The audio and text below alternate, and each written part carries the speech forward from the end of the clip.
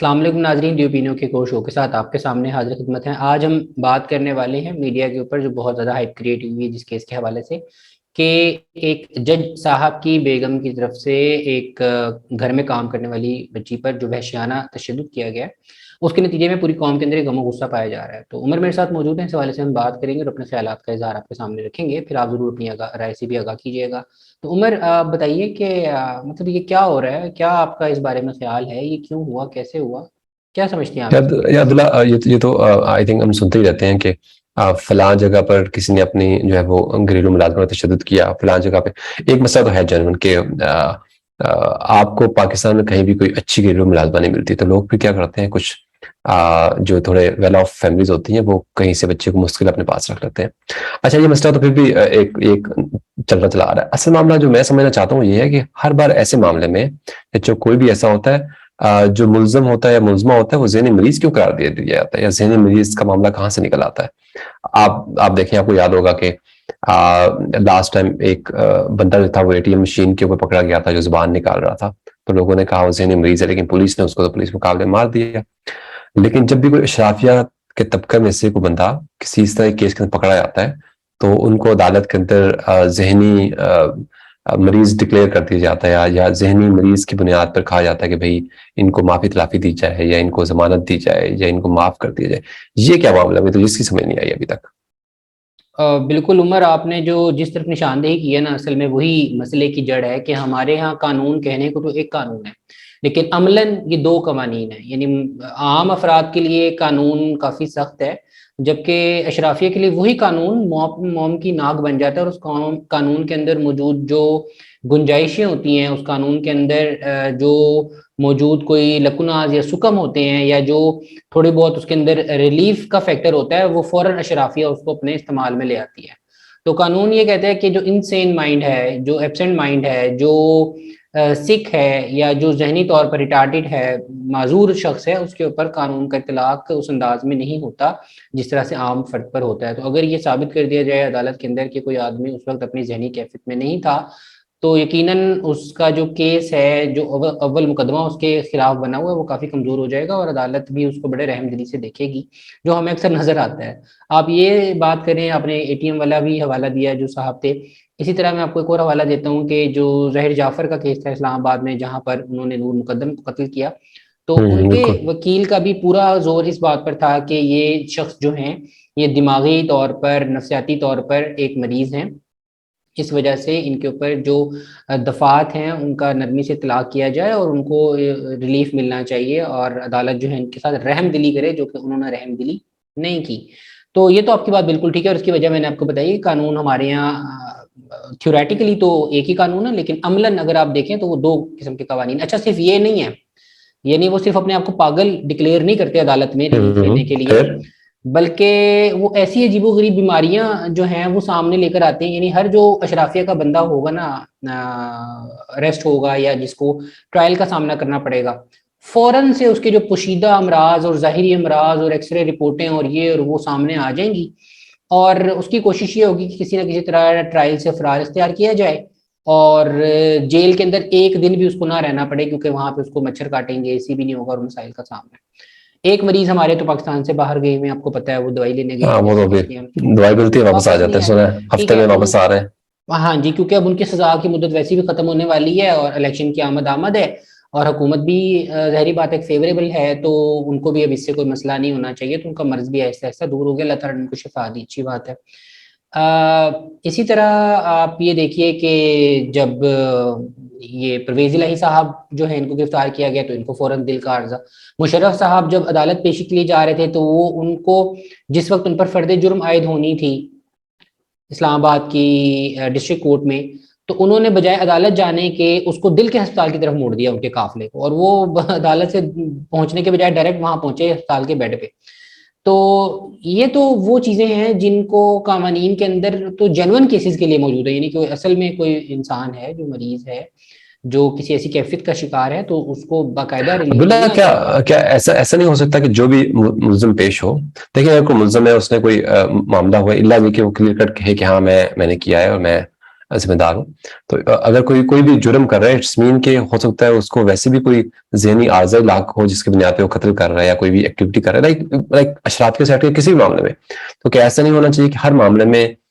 جب عدالت میں پیش کرنے سے پہلے پولیس اس کو جو ہے ذہنی امراض کے ماہر کے سامنے بھی پیش کرے اور اس کی رپورٹ بھی ایک ساتھ یعنی بلا تفرق ہر ایک کے لیے پیش کرے تاکہ اندازہ ہو سکے کہ یہ ذہنی طور پہ کتنا متاثر ہے.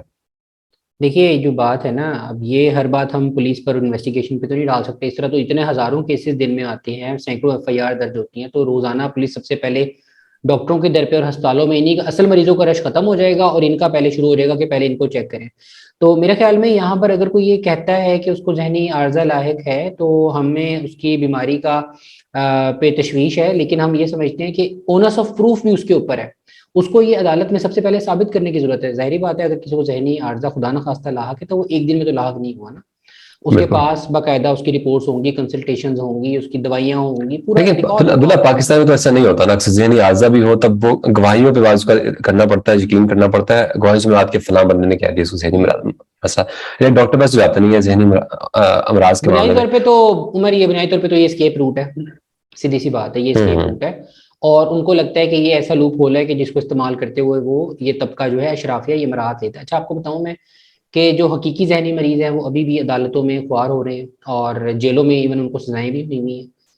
لیکن یہ جو بنے ہوئے ہیں یا جو یہ کارڈ کھیلتے ہیں وہ اس سے مستفید ہو رہے ہیں. تو یقیناً اس حوالے سے ججز حضرات کو بھی اور سسٹم کو بھی توجہ دینے کی ضرورت ہے کہ یہ جو ایک قانون کے اندر گنجائش موجود ہے اس کو حقیقی متاثرہ افراد جو ہے وہ استعمال کریں، نہ کہ اشرافیہ کے مخصوص طبقات ہر دفعہ ایک ہی پیٹرن پہ اس چیز کو استعمال کرتے ہیں. مطلب ہمیں یہ باتیں کرنے کی ضرورت نہ پڑتی اگر یہ پیٹرن نہ ہوتا. یہ پیٹرن ہمیں نظر آ رہا ہے مسلسل اشرافیہ جن کیسز میں ملوث ہے اس میں. اچھا پھر آپ یہ دیکھیے کہ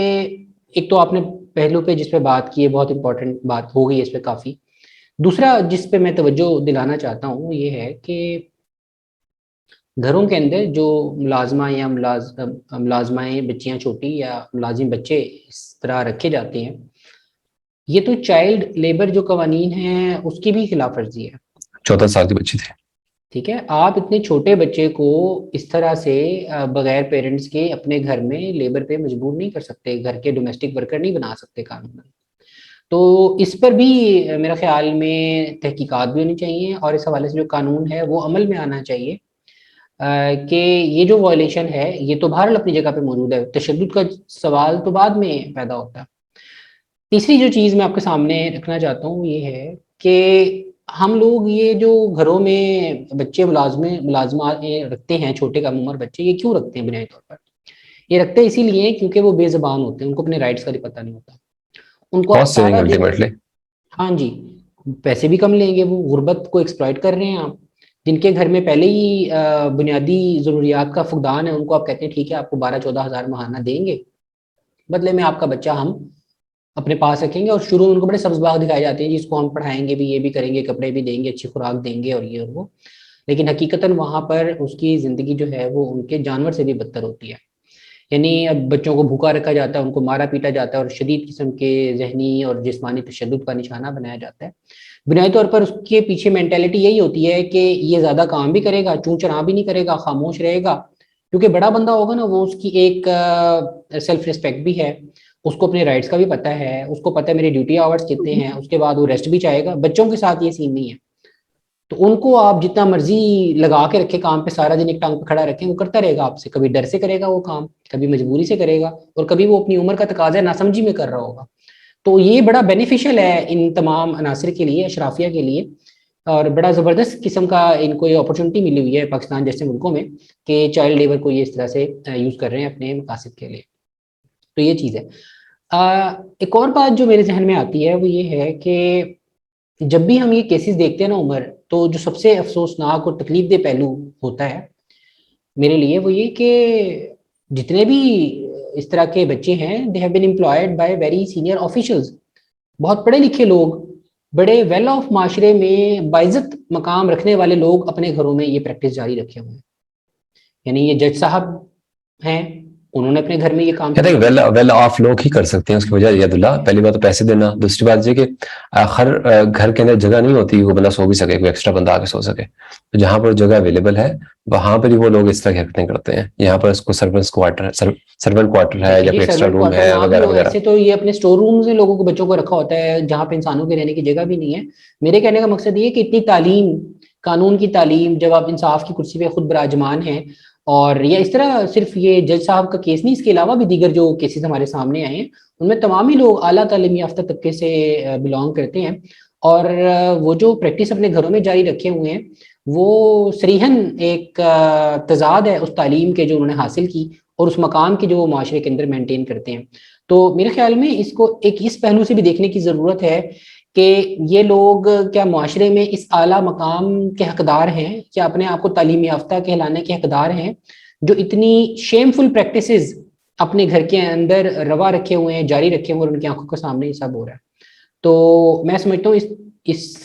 کے ساتھ ہمیں اپنے گریبان میں بھی جھانکنے کی ضرورت ہے, اپنے ارد گرد, اپنے دوست احباب میں بھی. اگر ہمیں اس قسم کی پریکٹسز نظر آتی ہیں تو اس پر اپنے انداز میں جتنی آپ کی کیپیسٹی ہے بات کرنے کی, سمجھانے کی, اویئرنیس پھیلانے کی ضرورت ہے, تاکہ لوگ اس کو اچھا نہ سمجھیں, یہ ایک برا فعل ہے, اور اس کو برائی مانیں اور تسلیم کریں کہ ہاں بچوں کے ساتھ اس انداز میں کام نہیں کروانا چاہیے, بچوں کی یہ عمر اسکول جانے کی ہے, نگہداشت کی ہے, نہ کہ اس طرح کے ڈومیسٹک ورک میں انوالو ہونے کی اور ایکسپلائٹ ہونے کی.